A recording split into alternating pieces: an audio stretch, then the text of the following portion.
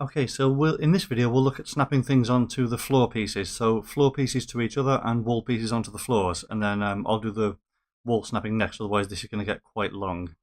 So we're in the player controller again, and it's this position build item class that really needs to do the work here. So we need to know not only did we hit something, in which case place the like we're doing here, but we need to know what did we hit, and was it one of our existing build pieces.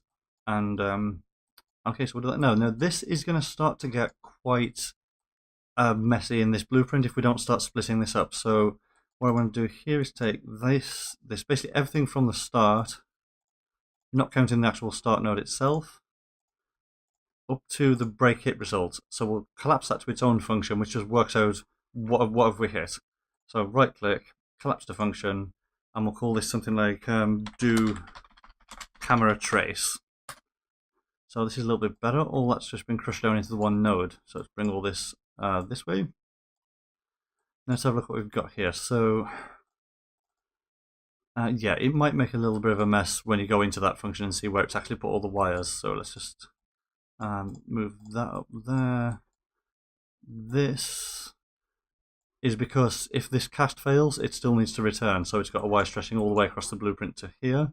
That, by the way, should never really fail. It's a risky thing to say in software development, I know, but for the purposes of this tutorial, it's fine. Okay, so what have we got? We've got, first of all, did we hit something?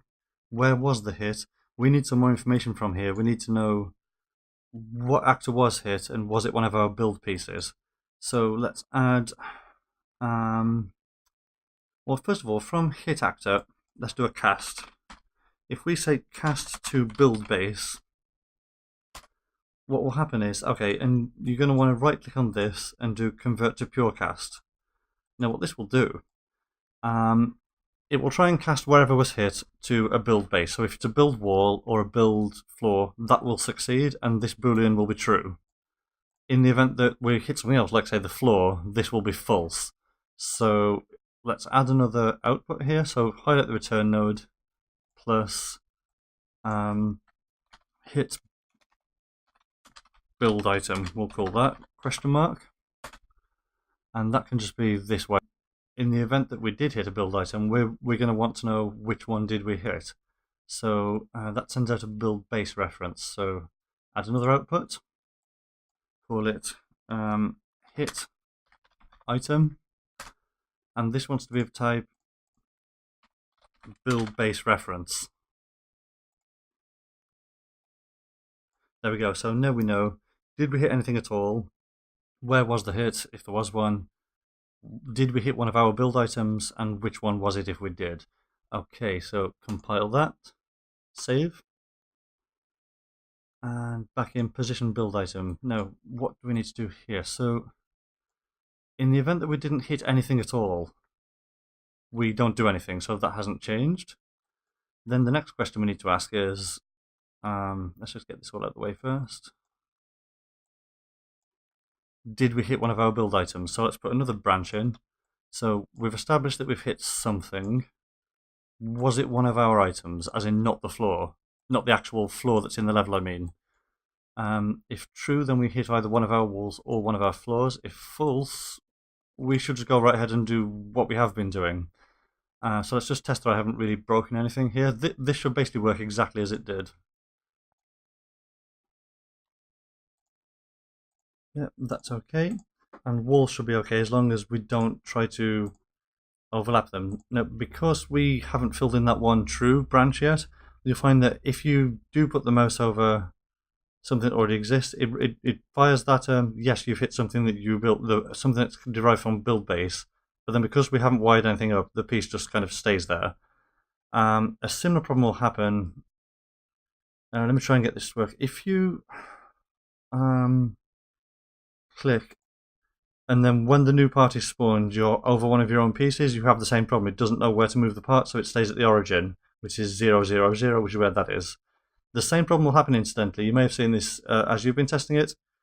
If when you place an item, you're aiming, say, up in the sky, so the trace never hits anything, it again has no location to move the the new item to, so it will stay at 0, 0, 0 until you mouse over something that will give you the right thing. That looks like it's still working, so okay, let's get back to Blueprint. Okay, so what happens now? Well, we need to know, and let me just run this a second. We really need to know whereabouts is the crosshair in relation to this floor piece. So is it closer to this edge, this edge, this edge, or this edge, and then that will be the edge that we want to snap onto.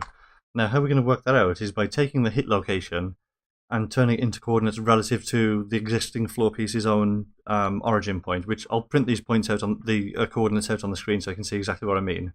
Basically, if we take our hit location, and we're going to need this all over the blueprint, so what I'm going to do is just take that, promote it to a local variable called hit. Let's put this into here. Yeah, so I can have that as its own little variable, so I don't need to stretch wires from this pin all over the place. So what we'll do over here is say get the thing that we have hit. In fact, we'll do the same thing to this. So let's just move this over here. Promote to local variable, hit item. Yep, and wire that up. Okay, good. So over here we'll say take that hit item, and what we want to do is work out where it is. Now that's just a simple get actor location, so that will give you the location of the thing that we have the crosshair over in the world. So there we go. It's not actually the location we want, sorry, it's the transform. So get actor transform, because that will have details of where it is, how it's rotated, and how it's scaled. I know we're not missing the scaling, but we certainly need to know how something's rotated and not just where it is, because we can rotate parts. And what we want to do is take the hit location and get it not in terms of world coordinates, which is what it is now. So this will be like in X, Y, and Z, where is this hit in terms of the Unreal map? We want to know where is it in terms of this item that got hit. So if from here we do what's called an inverse transform location, and this is where I'll print out the coordinates on the screen so you can see what this is actually doing. We'll break this into 3 separate floats, X, Y, and Z, and then we'll have a print. It's just used to put like debug text out onto the screen usually. We don't want to print hello, we want to print X, Y, and Z basically of this. So what we need to do is, actually, can you just wire a vector straight in? Yeah, you can, it'll do the conversion for you. So what this should do is print out some coordinates on the screen. Let's just drop them at like 6.1, and I'll explain what we're looking at when it's going. Okay, so if I put a floor piece down, then if you look what the coordinate readout's given us at the top, so 0, 0 is somewhere near the middle, it is in the middle. Then as the crosshair gets up towards what to us looks like this top edge, notice that X is getting higher and higher. So X is approaching 200 there, but as we come towards the near edge, X is going the other way, approaching negative 200. Now, because we're taking rotation into account, it shouldn't matter where I'm standing. So this edge is still the kind of positive X edge, if you like, and this edge is still the negative X edge. And then you'll have a similar thing happening with Y going across this way. So that way looks like it's the negative Y edge, and this edge is what we can call the positive Y edge, for want of a better term. It shouldn't matter how things are rotated either. So if we've got something like this, there'll still be negative Y edge, positive Y edge opposite that, and then the same situation with X going across, because we're using the coordinate system of this piece itself, not of the world. So how can we use this to work out where to snap the next piece onto? Well, first of all, we don't need this and this. We do want to split this up into 3 floats rather than a single vector. And what we want to say is, of those X and Y values, which was bigger? So we know whether we're approaching an X edge or a Y edge, as I'm calling them. Now, what we want is, we don't want to take into account the sign of these numbers, first of all. So we just want the absolute value. So is the absolute value of X, so ABS, and the absolute value of Y going to, which one's going to be higher?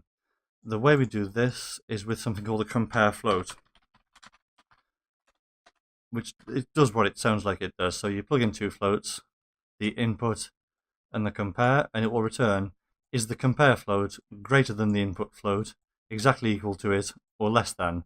And because we're using absolute values, what this is basically going to tell us is, was the crosshair approaching an X edge or a Y edge? But we don't know, whether it was a positive or negative one yet. So one thing at a time. Let's wire this in. And then what we're going to do, we're going to set the new thing that we're trying to build to have the exact same location, rotation, and scale as the thing that already exists there, and then just offset it by a certain amount in either X or Y.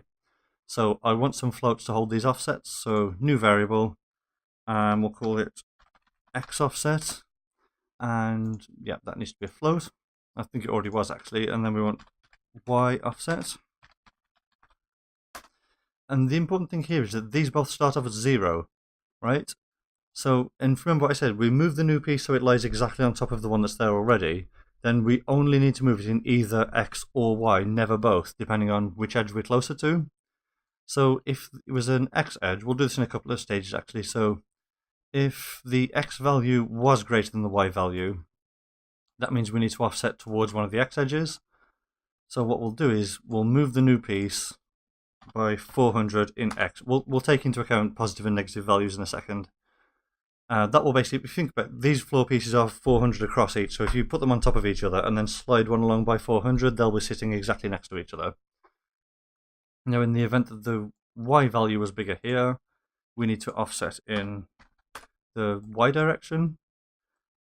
And the double equal spin, it doesn't actually matter where we put this, so we'll wire that into there. The odds of these two floors being exactly equal down to the last decimal is remote anyway, and it's not going to make a blind bit of difference as far as usability goes, which one this goes into. So, with that done, we'll do some movement. So if we take the item that we're trying to build, the thing that's currently highlighted, and we'll do a set actor transform on it. And the transform we're going to set it to is the transform of the thing we're trying to snap onto, the hit item, basically. So get that, get actor transform, and what this will do is basically put them exactly on top of each other. So we'll move the new piece, the item we're building, so it has exactly the same position and rotation as the thing that's already there. And then all we need to do is add on these offsets. So if we say add actor local offset, the reason why local offset is because we don't want it to follow the world axes necessarily. We want it to follow its own local axes, which will be oriented however the thing we snap to is just rotated. So whatever rotation we picked up from here, say if we were trying to snap to a piece that itself had been rotated, when we move in X and Y, we'll still be moving along these rotated axes, so it will be okay. So in here, split this delta location up into 3 floats, and then just plug your X and Y offsets in. So X offset, Y offset, and then let's test this. Now the restriction we have here is because we're never letting these two numbers be negative, we will always snap to one side or the other of the part. In fact, you'll see. So let's go get something, rotate that a bit, put it down, and there, see what I mean? So depending on whether we're closer to an X edge or a Y edge, we offset by either 400 in X or 400 in Y. Now, because we're not taking the X and Y can be negative, if I go over here, we're still snapping to, we've still got these two edges. So I'm guessing that that is the negative X edge, and that's the negative Y edge, and we're just not taking that into account. But it's not too much work to do that. So over here, when we ask for what's the absolute value of these two floats, and we don't care about the sign, we can basically do the opposite and say we only care about the sign, not the value. So from here, if we get a sign node, and what this will do, it will return either +1 or -1, depending on whether this value was positive or negative. If we take that, multiply it, so it's float multiplied by float, by 400, we're going to end up with either +400 or -400 coming out of here, and that's what we'll use for the offset. Then we'll do exactly the same thing down here with Y, so we'll say get the sign of that, do a multiply, and again it's 400.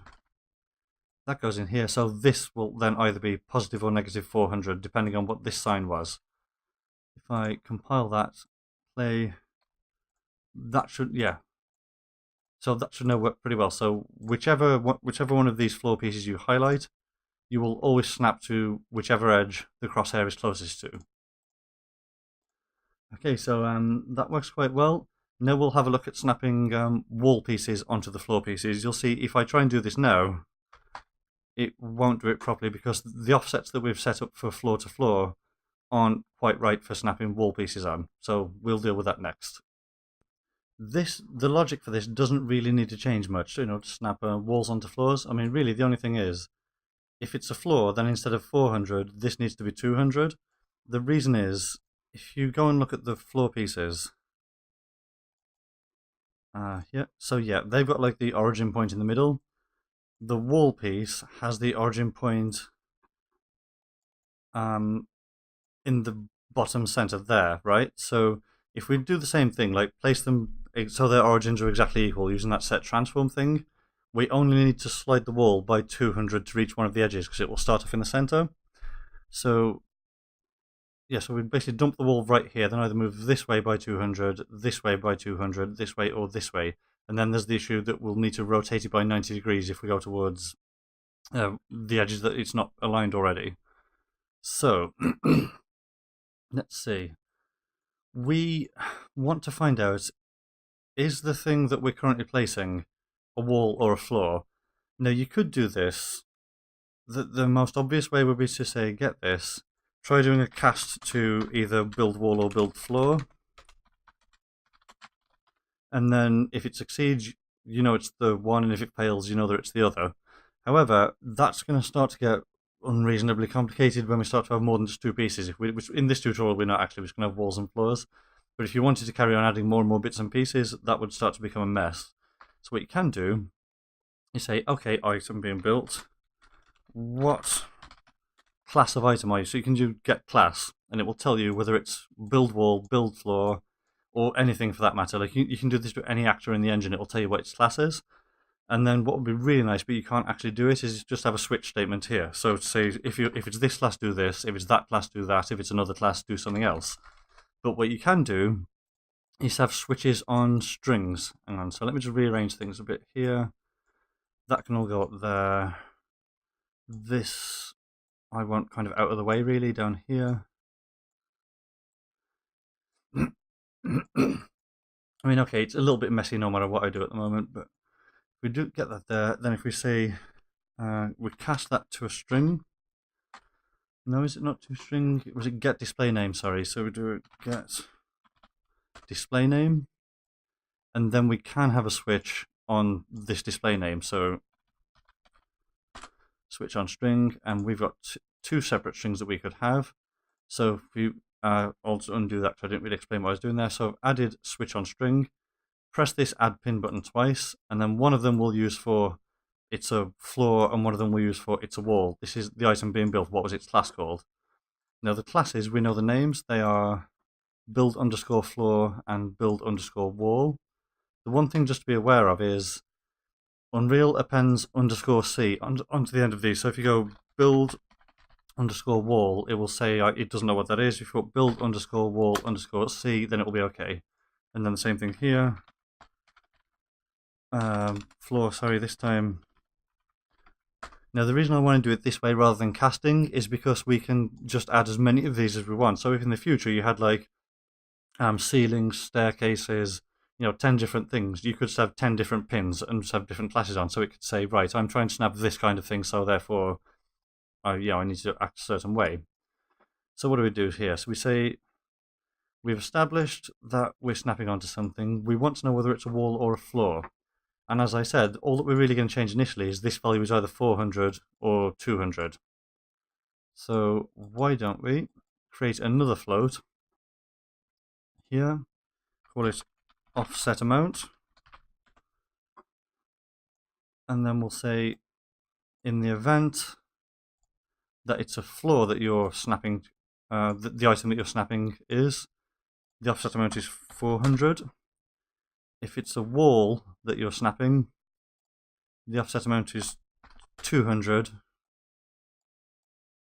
And then here, basically just do all the same things. But the only difference is, instead of hard coding 400 in here, we just use whatever offset amount we've just worked out. Let's just see what that gives us so far. So if I put a wall, a couple of floors down, so that's still working.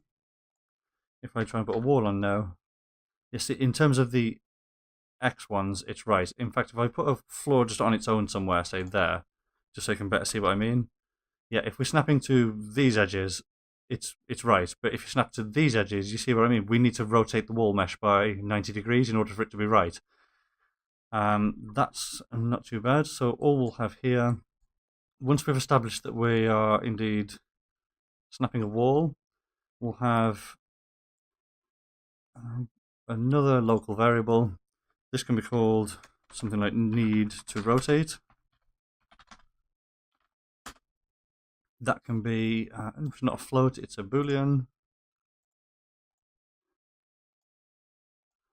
We'll start that off on false, and then once we establish that it's a wall, we'll just set that true. Actually, no, we don't do that yet. We do that further down. It's, if I remember rightly, if we're offsetting in Y, we don't need to rotate. If we're offsetting in X, then we do.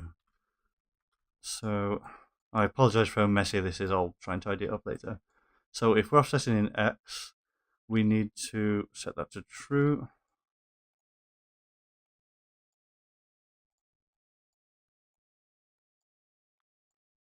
And then once we've done the add local offset, we need to basically do an add local rotation. So if we get item being built again, do an add local rotation, add actor local rotation, I think it is. Yeah, it will be a rotation around the z-axis of 90.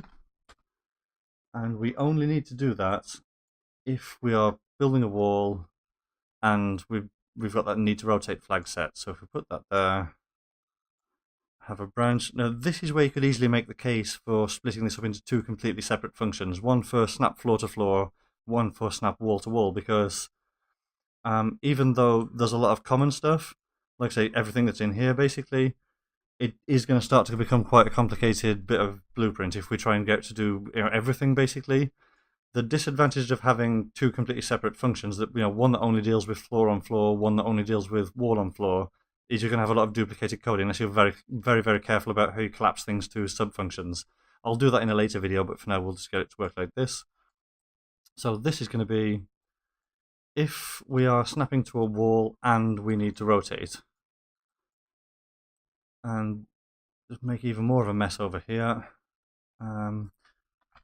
New variable snapping wall question mark.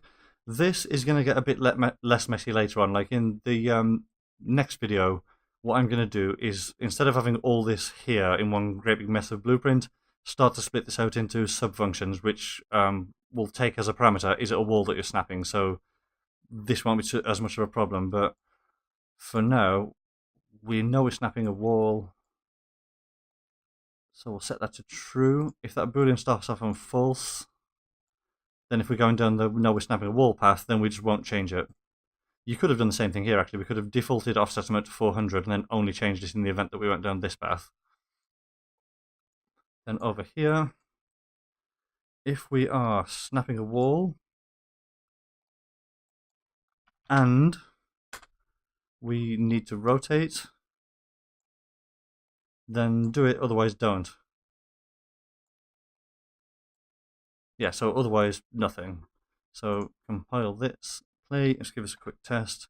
So if I put a floor in after rotating it a bit, then get a wall, yeah, you'll see that will now correctly snap onto whichever edge you're closest to. So we could go around with a few more floors, like I said, there. I mean, it should work, and then switch to walls, and